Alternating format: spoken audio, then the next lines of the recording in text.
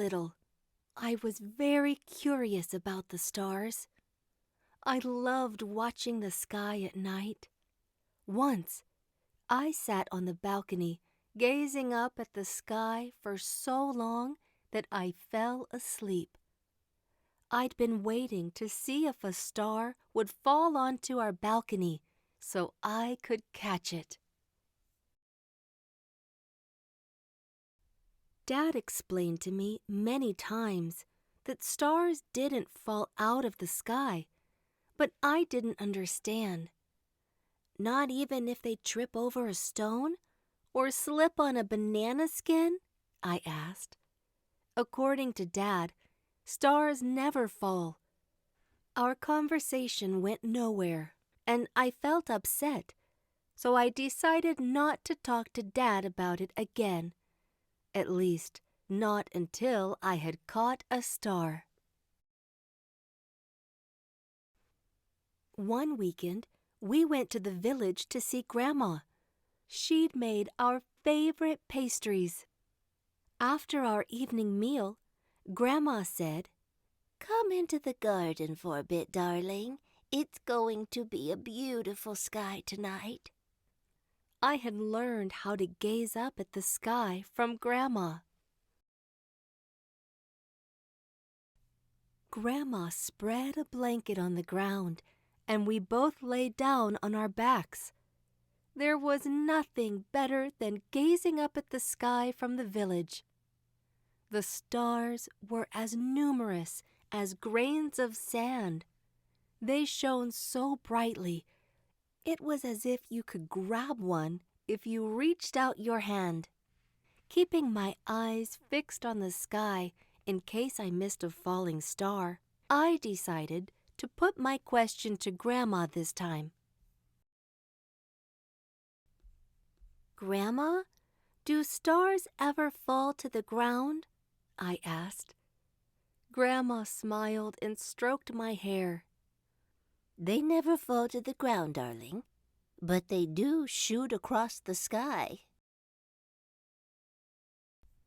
Grandma told me something else that I found astonishing.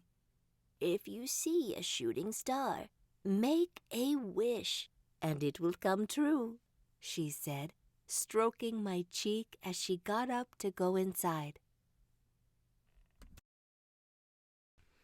On hearing this, I gazed up at the sky again. I was so afraid of missing a shooting star. I tried to keep every one of them in sight.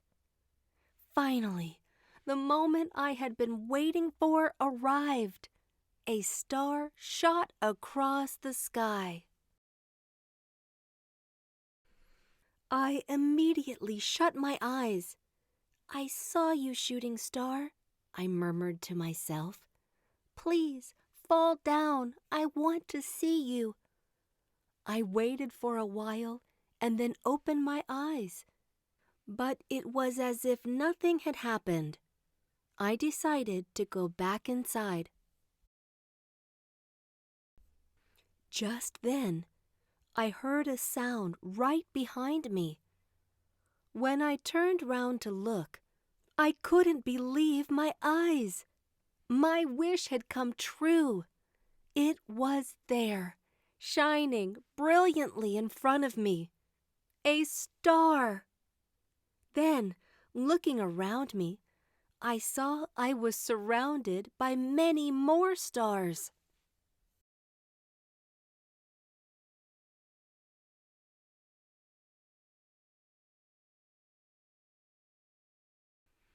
I felt as if I could stretch out and touch them, but every time I reached out, the stars drew away. They seemed to be avoiding me.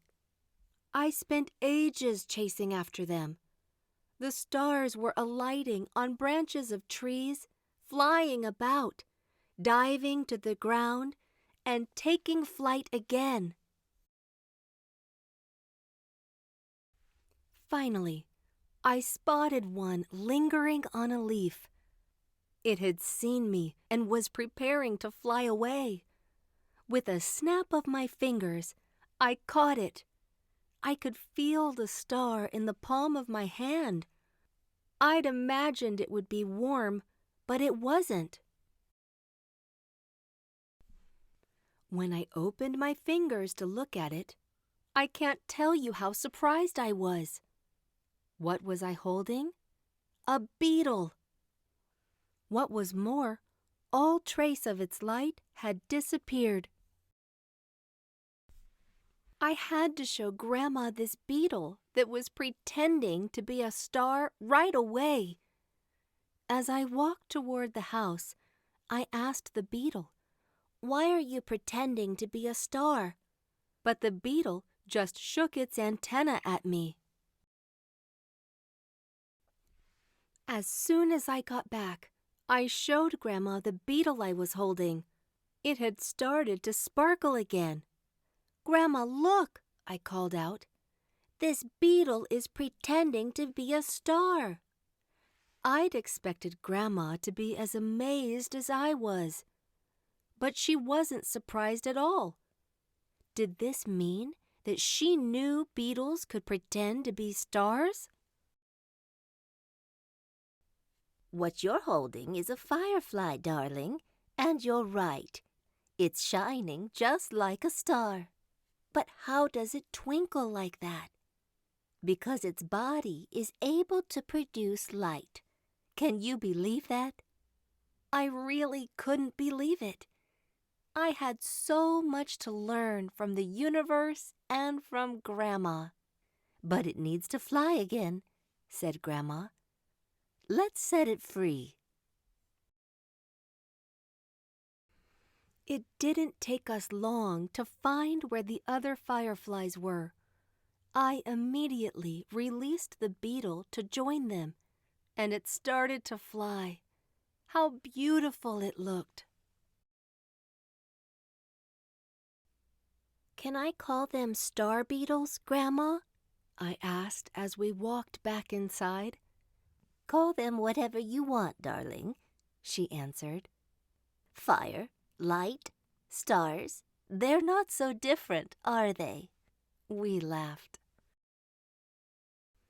Dad went to bed while Grandma and I spent all night chatting and gazing out of the window at the stars and the star